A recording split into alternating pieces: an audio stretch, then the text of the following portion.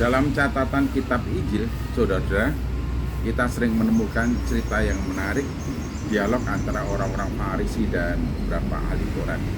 Orang-orang Farisi dan ahli Taurat digambarkan, diceritakan seringkali berdialog dengan Tuhan Yesus Kristus, berdiskusi, bersolak aljawab, bertanya tentang banyak hal dan banyak perkara. Namun di balik semua pertanyaan disampaikan baik oleh orang Farisi dan juga para ahli Taurat, kadang-kadang juga orang-orang Saduki, mereka semua bertanya untuk menguji Yesus dan untuk mencari kesalahan Yesus Kristus. Nah, dalam kehidupan kita sehari-hari ada kalanya kita juga ketemu dengan orang-orang yang pura-pura bertanya, pura-pura tidak mengerti dan menanyakan sesuatu kepada orang lain atau kepada kita, namun tujuan dan maksudnya adalah untuk mencari celah kesalahan kita atau untuk menemukan letak kelemahan kita. Tujuannya bukan untuk mengapresiasi, tapi tujuannya adalah untuk menjatuhkan. Dalam Injil Markus pasal 8 ayat yang ke-11 diceritakan demikian, lalu muncullah orang-orang Farisi dan bersoal jawab dengan Yesus. Untuk mencobai dia, mereka meminta daripadanya suatu tanda dari surga. Jadi di sini jelas sekali mengapa orang Farisi bersoal jawab dengan Yesus Kristus, yaitu untuk mencobai dia, untuk mencari kelemahannya, untuk menemukan kesalahannya, supaya punya alasan untuk menghukumnya. Yesus menolak permintaan orang-orang Farisi oleh karena Yesus mengerti kedegilan hati mereka, kedegilan hati orang-orang Farisi. Oleh karena itu Tuhan Yesus Kristus dengan tegas dan memberikan jawaban. Maka mengeluhlah ia dalam hatinya dan berkata, mengapa angkatan ini meminta tanda? Aku berkata kepadamu, sesungguhnya kepada angkatan ini sekali-kali tidak akan diberikan tanda. Jadi jawabannya sangat keras sekali. Dengan angkatan ini sekali-sekali tidak akan pernah diberikan tanda.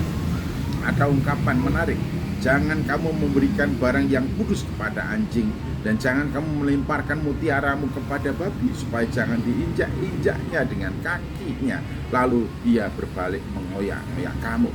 Jadi kalau ada orang yang bertanya tujuannya untuk menjatuhkan, mencari kelemahan, untuk menjebak, untuk menjerat, jawaban apapun yang kita berikan tidak akan pernah kita dengar.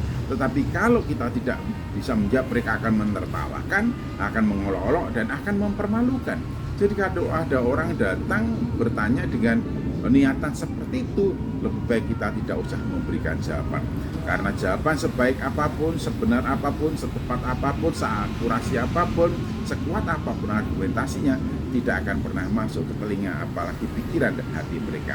Karena tujuan mereka hanya untuk bertanya dan mencari celah, letak kesalahan, dan juga untuk menjatuhkannya. Dan ada perumpamaan yang menarik untuk orang-orang ini. Apa artinya melemparkan mutiara kepada mereka kalau mereka tidak tahu nilai dan artinya, atau mereka tidak mau memberikan apresiasi sebagaimana kualitas mutu yang ada di dalamnya?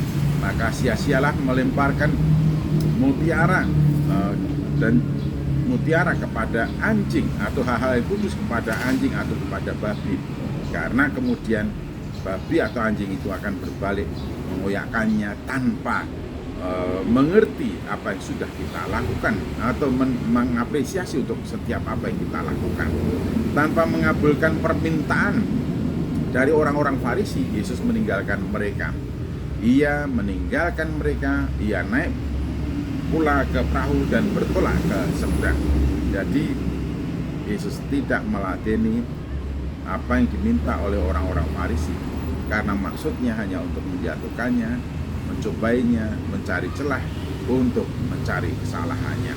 Jadi ingatlah, jikalau dalam kehidupan keseharian kita bertemu dengan orang-orang yang demikian, bersoal jawab panjang lebar, hanya akan membuang-buang waktu dengan sia-sia. Jadi lebih baik kita menghindar dan juga memberikan jawaban yang bijaksana, agar tidak menimbulkan friksi di antara kita dengan orang-orang tersebut. Saudaraku, jangan mengikuti keinginan orang-orang yang munafik supaya engkau tidak terjerat oleh mereka. Lakukanlah tugas layananmu dengan terus ikhlas tanpa pamrih, supaya engkau tidak kecewa oleh keinginan engkau sendiri. Tuhan Yesus Kristus memberkati.